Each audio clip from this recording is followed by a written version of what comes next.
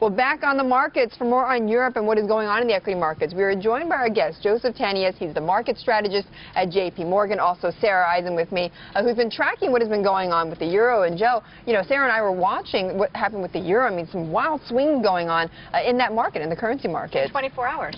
Yeah. What did you make of that? Well, I think you're seeing sort of this broad risk-on, risk-off trade. There's a lot of uncertainty in the year coming ahead as to what's going to happen in euro. Obviously, you're seeing the European economy slip into a recession. If it's not in one right now, we think it'll be in one shortly, and that's certainly having an effect on the currency. But the currency has remained so strong all year. Why now is it breaking down? It's interesting. You know, I think if you think about the sovereign debt crisis and what that's meant for the currency, it's actually been somewhat neutral so far because you have a lot of investors pulling money out of peripheral European bonds and putting that into the German bund.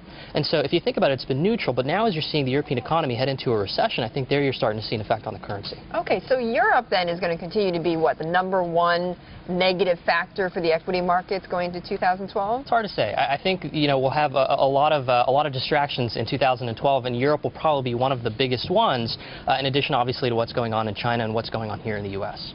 Okay, so what's your outlook then for 2012? Our outlook for 2012, we think that, broadly speaking, the equity markets still look attractive, and we think there's an opportunity there on the back of stronger earnings. Which equity markets? Here in the U.S.? The U.S. equity markets, let me be very specific. The U.S. equity markets, we think the earnings will continue to grow, but probably at about a 5 to 6% growth rate, rather than maybe the 17% growth we've had over the past year. Has the European recession been factored into the markets, both there and here? Great question. And yes, it has. I think if you look at a European recession, you ask yourself what effect that's going to have on the U.S. economy. You know, we only export roughly 2 to 3% of our GDP into Europe as a whole, so even a very severe European recession won't have a huge impact on the U.S. economy. What concerns us, however, is if the sovereign debt crisis continues to grow and deteriorates even further, what effect is that going to have on the financial markets? And obviously, that spills over to us here in the U.S. It's a banking crisis.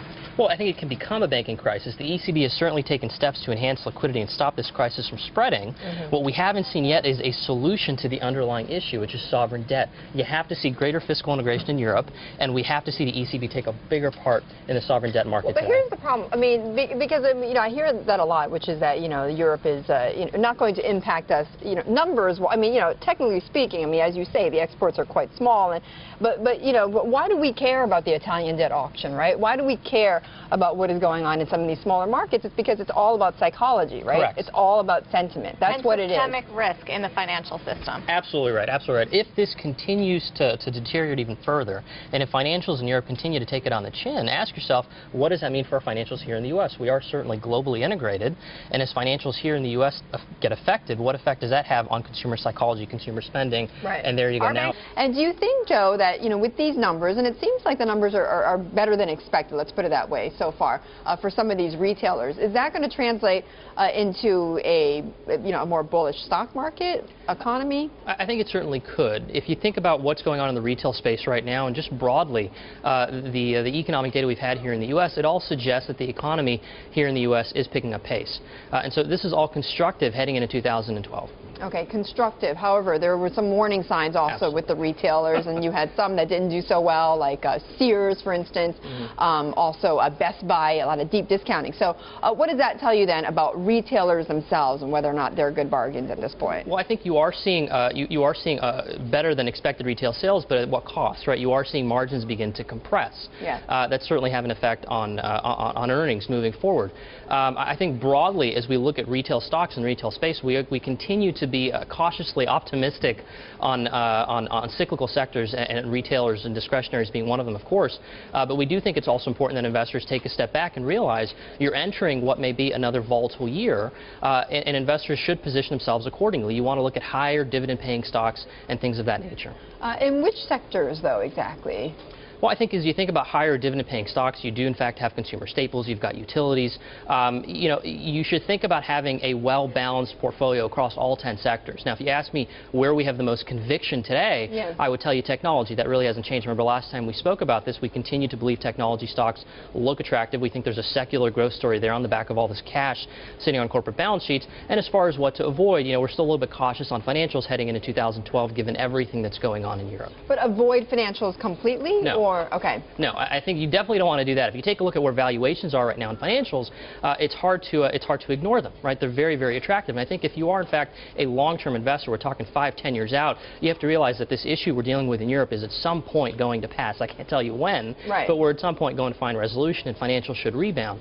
If we talk specifically about 2012, what we think will be another volatile year, I think financials, as they've performed this year, may in fact lag the broad market. Well, because we had a fund manager on yesterday, Doug Sandler, who said, look, you know, he's nibbling at financials, but he's not talking about the Goldman Sachses and the Morgan Stanleys of the world. What he's talking about are some of the ancillary financials, you know, that might be taking some market share away from these firms. You know, he was talking about American Express is one of his picks. Does that make sense to you? Absolutely. I think you want to be very selective when you go into financials. You certainly do not want to avoid them, given the attractive valuations, but this really calls for active management. I think you want to have a manager who's picking up these stocks using a bottom-up security selection process. You know, you've got a lot of moving parts in financials, a lot of uncertainties as it relates to regulation and how that regulation is going to be interpreted. There are certainly going to be a few gems in there.